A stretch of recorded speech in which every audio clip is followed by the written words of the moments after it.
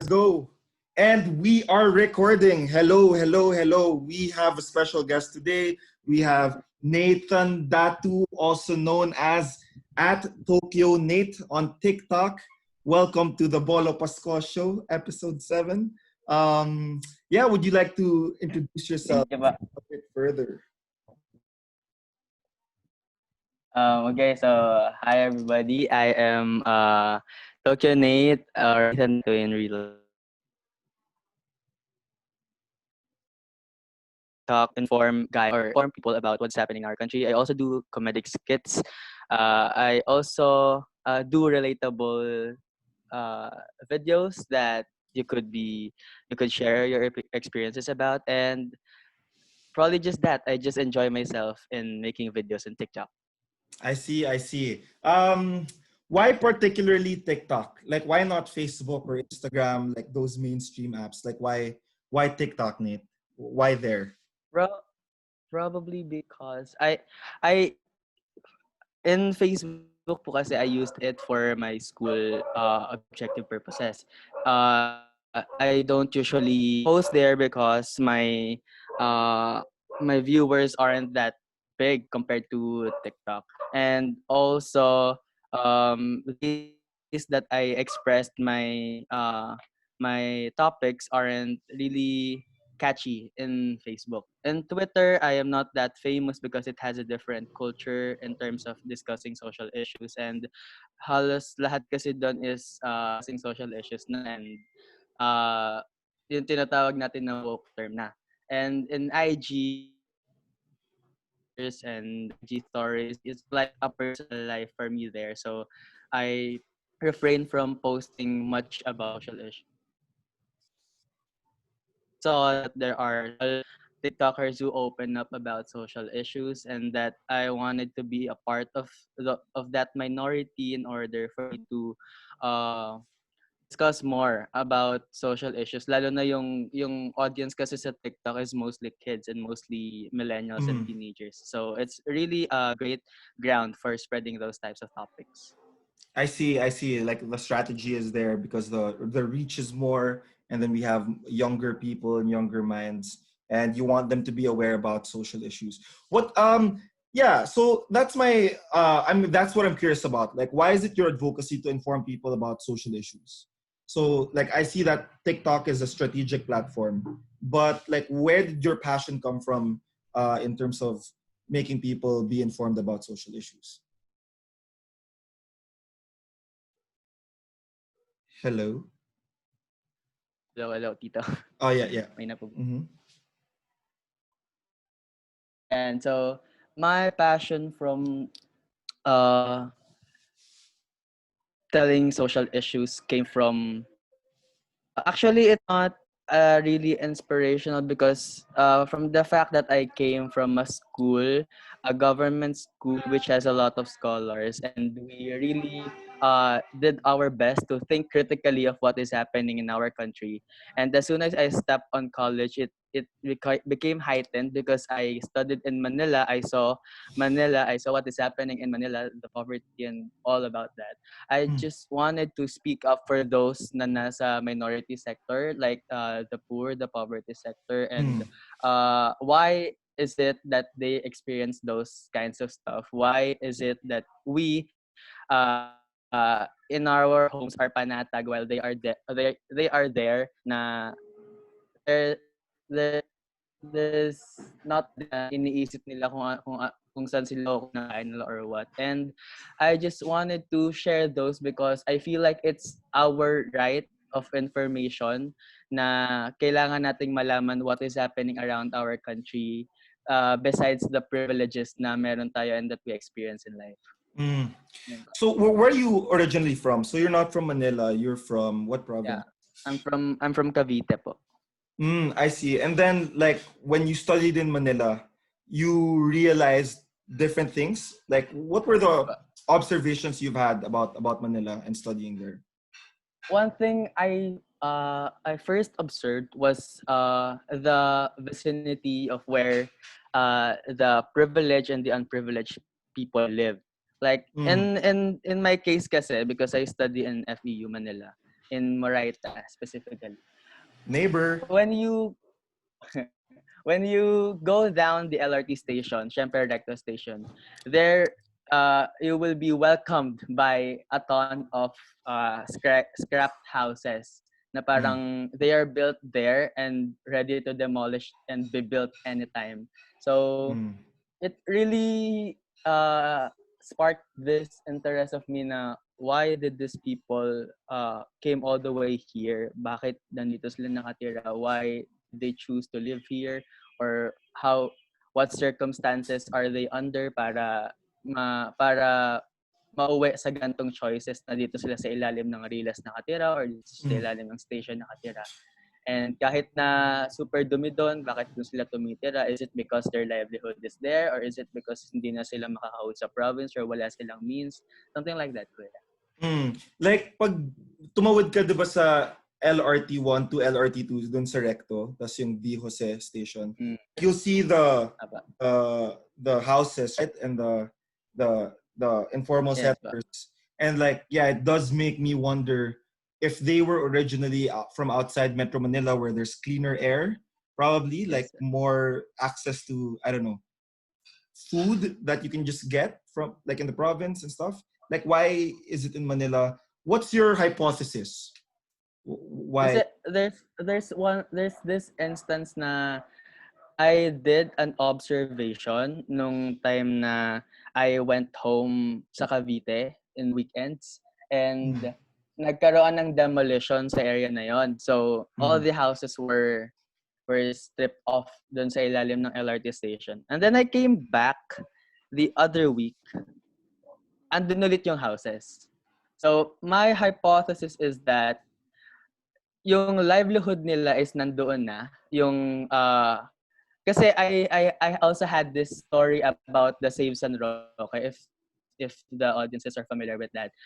Save San Roque isa siyang site in QC na nasa gitna ng industrialization. And same yung hypothesis ko na sa hypothesis nila, which is kaya hindi lumilipat yung informal settlers is because mas madali yung ways of living nila doon and mas madali yung paghahanap nila ng hanap buhay doon. Mas mm, nakakakita sila ng pera doon. And baka mas lalo lang lumala yung ways of living nila if they transferred sa provinces kasi mas mahirap maghanap ng trabaho sa mm, provinces. And Manila is a perfect place to find job opportunities kahit maliit lang yung sahod niya. mm. So yung economic opportunities inside the national capital region, yung main Yes thing. po. I see. And based on your own opinion, what could be like a productive step towards addressing social inequalities inside like the national region for you? I believe, not to be biased, but I also believe that the government is doing their ways to address this kind of poverty. But uh, in my own small ways, I could help too, and also us na to help them to not be relocated. Kasi I know there are relocation sites na ina-allot for them. Kaso nga lang, these relocation sites are being placed in provinces then which makes it hard for them to earn money. Mm, So I guess the what I can do now or what we can do now is to inform people as much inform many people as much as possible about these situations kasi the environment there is very I know they are comfortable living there but there are also discomforts na dala ng environment na tinitirhan nila like the waste there it's under a train and then the urbanized community tapos mas nagiging jam pack pa yung mga tao kasi sama-sama sila doon. So I guess one way that we could help is to inform people, mm, inform community developmental organizations para mas ma-transfer sila sa safer place and we can raise funds, we can raise donation funds to help them build their own home kasi in order for you to live talaga is you have to find a shelter muna at first. mm, Kasi yun yung pinaka kailangan mo to live, not just food mm. and water. Mm. So, ayun, information dissemination pa rin po ko eh. I see, I see. So like parang the more people are informed, like yeah, for example, they have lack of access to clean water and sanitation. That's where we can partner up with different organizations in order for us to provide that access to sanitation and all those things to improve their quality of living. I think that's one of the main goals that we have here, right? Like to provide information such that more Yes, yes, people yes po, take yes po. action and they have better quality of living. So if either it's relocation, kailangan there must be economic opportunities, and kung hindi man relocation, it's about giving them like a dignified life and a quality of life that they can sustain. That's awesome. What's unique about your account on TikTok is that you do it in like infographic styles or like really creative ways of film instead of like many of us who would like go in front of the camera and say, "Hey, what's up? This is what's happening." Why is that your approach towards creating content? Why not speak? Bakit? Why through the film or that approach? I mentioned earlier, Kuya, that most of the audiences in TikTok are kids and teenagers and millennials. And we also know, based on studies, na we have an 8 seconds attention span. Na if the video doesn't get your attention for 8 seconds, you'll scroll up. So I go for that. Na when I started making cinematics, I made sure na it will get the attention of the viewers muna. And at the very start pa lang kasi I put this silhouette shadow which gives a glimpse of what the video is all about. And also I put a stop, listen, share wording there so that they could be immersed more in the video. And then that's where I start the attack of information. I first describe the topic, what is it all about, and then I put or lay down the information uh, video per video, and I made sure na I put the art of cinematography in there, how I managed to get the foreground and the background in order to make a video appealing to the audience. I see. I see. Just something like unrelated. I know. I see how your account grows. I actually secretly compete with your account. Like I check your follower count, and I'm like, okay, Nate's always surging up. Like our follower count is becoming this. And yeah, like I've been taking notes of what you've been doing. My question is, do you have a problem between like this is something important but this may not get hype, or like this is not so important but I'm sure this would give me a lot of followers? Do you have that kind of dilemma? Because I have that kind of dilemma too. I I have see. Can Tito. you talk Kasi about that a I bit? I I developed this routine kasi na at the morning, pagkagising ko, I'll open Inquirer and then I'll search for a news. This happened recently lang na parang the news about the surge of medical recoveries in COVID-19, yung nilabas na DepEd na super fishy. Tapos yung Mm. strike ng workers, ng health workers kasi hindi nabibigay sa kanila yung tamang PPEs, tamang funds, and yung hazard pays nila. And lastly, yung VAT na i-add sa online transactions like Netflix, Spotify, Lazada, Shopee.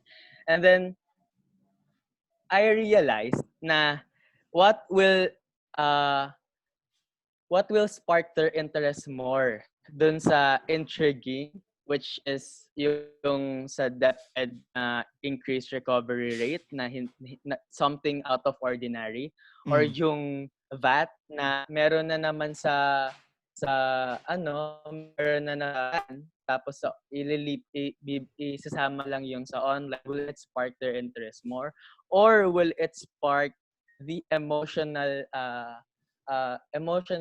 quotient of the person kapag yung sa strike ng health workers yung nade-discuss ko.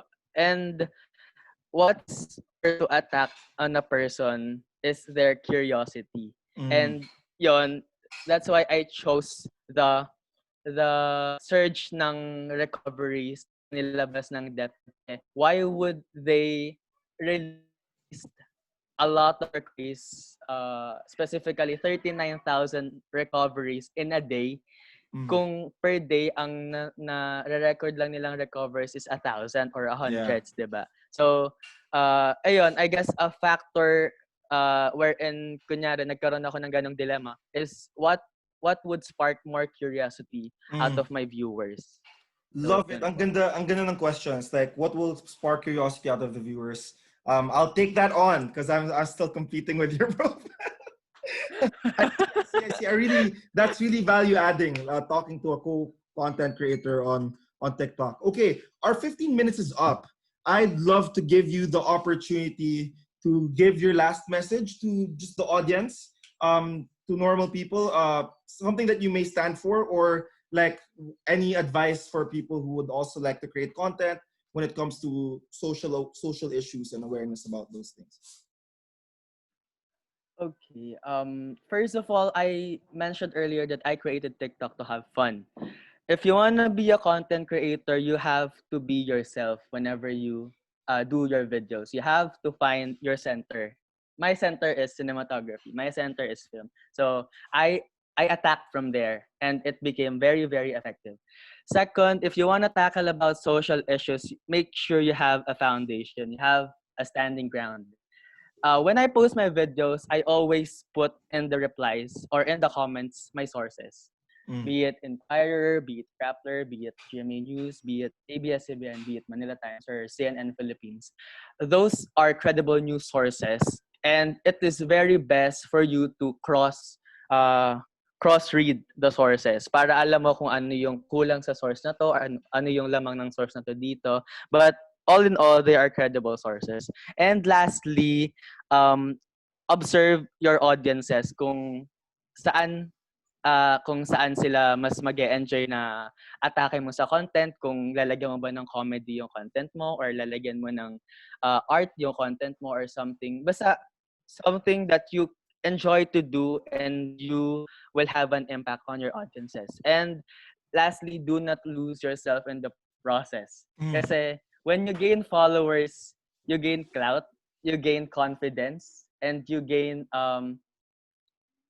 a lot of friends, and that will sometimes make you lose in the process. And I think that's most of the content creators problems as well. mm. And ayun, just be yourself in making your videos. I am not here to be famous. I am here to inform people about social issues, and ayun lang, just enjoy yourself in creating videos. Awesome, awesome, awesome. That is the show. Thank you so much, Nathan, for being here. And Thank see you din you again. See you again. All right. Bye.